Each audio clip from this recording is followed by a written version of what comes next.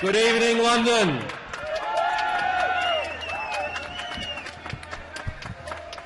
What a sight for sore eyes. People ask what gives me hope. Well, the answer is right here.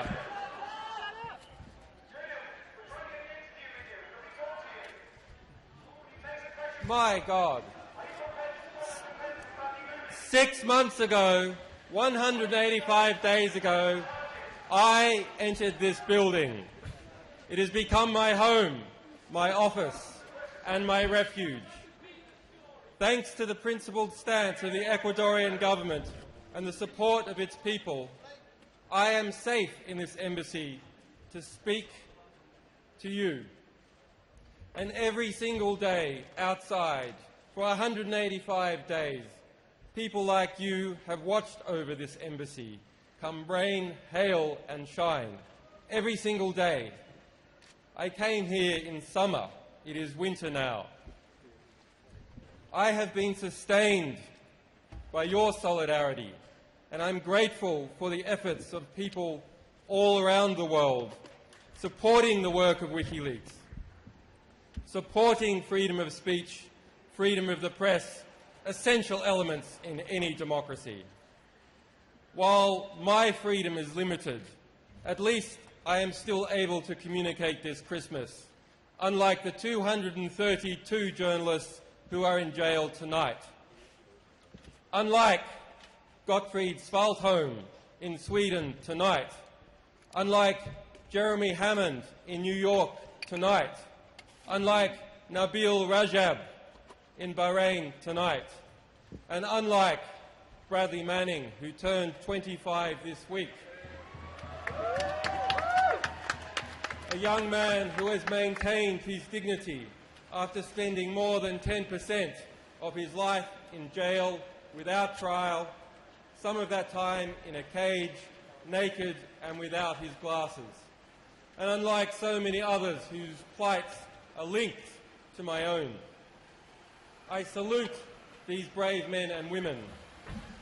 And I salute journalists and publications that have covered what continues to happen to these people, and to journalists who continue publishing the truth in face of persecution, prosecution and threat, who take journalism and publishing seriously, because it is from the revelation of truth that all else follows.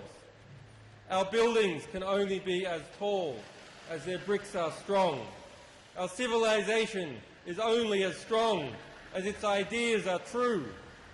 When our buildings are erected by the corrupt, when their cement is cut with dirt, when pristine steel is replaced by scrap, our buildings are not safe to live in.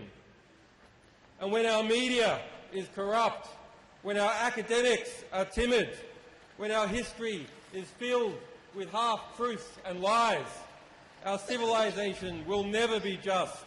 It will never reach to the sky. Our societies are intellectual shantytowns. Our beliefs about the world and each other have been created by the same system that has lied us into repeated wars that have killed millions. You can't build a skyscraper out of plasticine, and you can't build a just civilization out of ignorance and lies. We have to educate each other. We have to celebrate those who reveal the truth and denounce those who poison our ability to comprehend the world that we live in.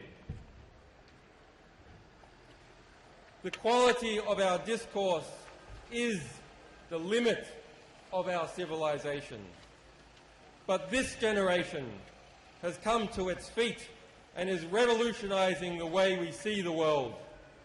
For the first time in history, the people who are affected by history are its creators. And for other journalists and publications, your work speaks for itself, and so do your war crimes. I salute those who recognise the freedom of the press and the public's right to know, recognised in the Universal Declaration of Human Rights. recognized in the First Amendment of the United States. We must recognize that these are in danger and need protection like never before. WikiLeaks is under a continuing Department of Justice investigation, and this fact has been recognized rightly by Ecuador and the governments of Latin America as one that materially endangers my life and my work. Asylum is not granted on a whim, but granted on facts.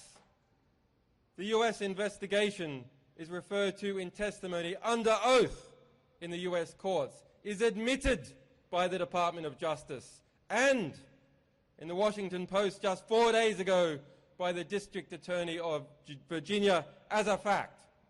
Its subpoenas are being litigated by our people in the US courts.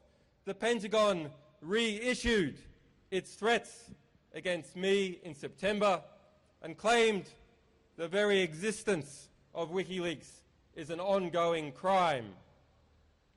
My work will not be cowed, but why this immoral investigation continues and why the Australian government will not defend the journalism and publishing of WikiLeaks, I must remain here.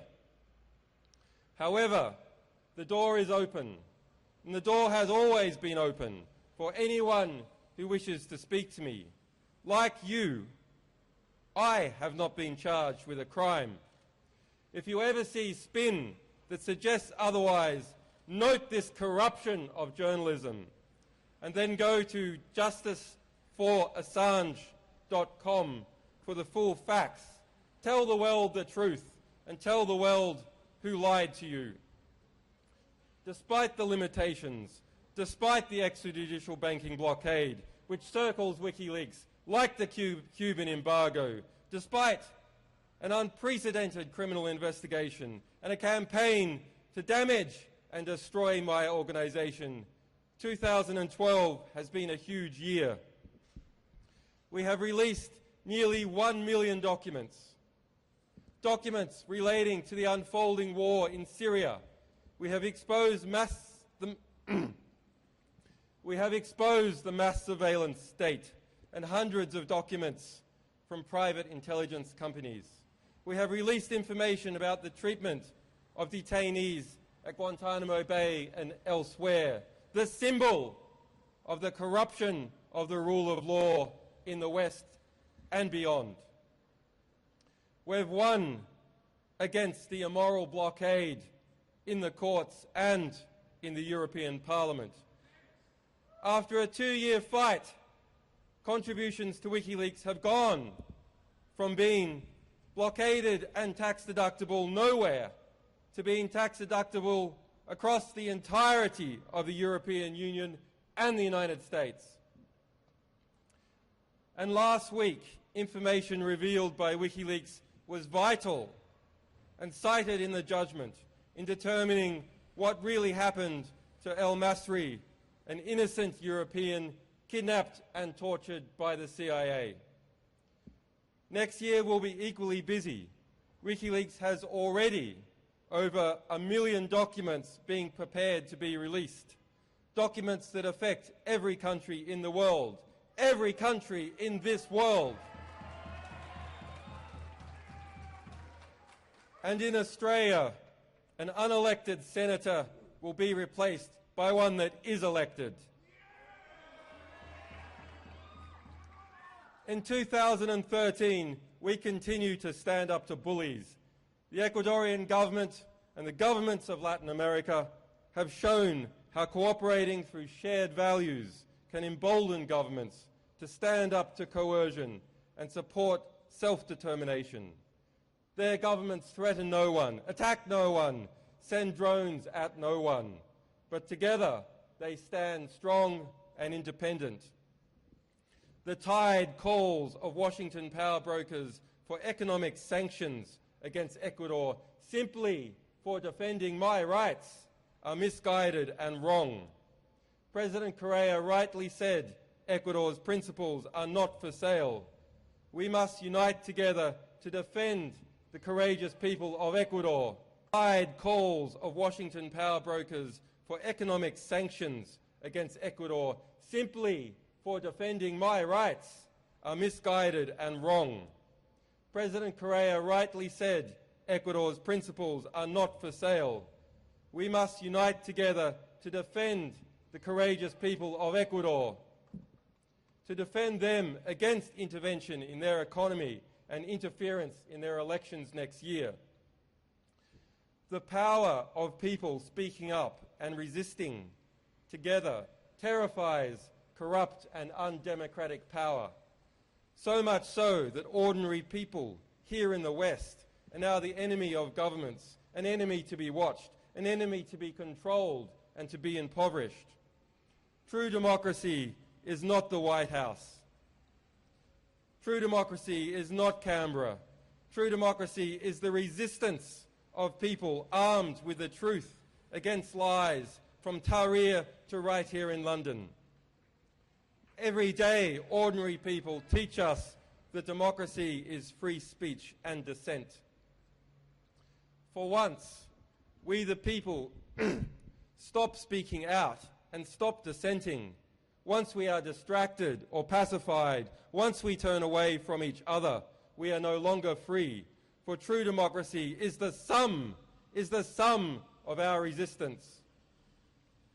If you don't speak up, if you give up what is uniquely yours as a human being, if you surrender your consciousness, your independence, your sense of what is right and what is wrong, in other words, perhaps without knowing it, you become passive and controlled, unable to defend yourselves and those you love. People often ask, what can I do? The answer is not so difficult. Learn how the world works. Challenge the statements and intentions of those who seek to control us behind a facade of democracy and monarchy. Unite in common purpose and common principle to design, build, document, finance and defend. Learn, challenge, act now.